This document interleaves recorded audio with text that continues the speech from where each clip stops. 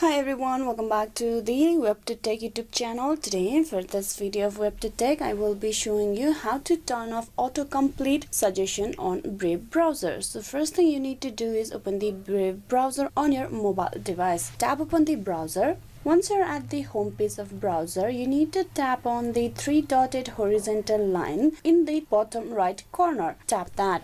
And from the options, you need to go to settings. Tap open setting.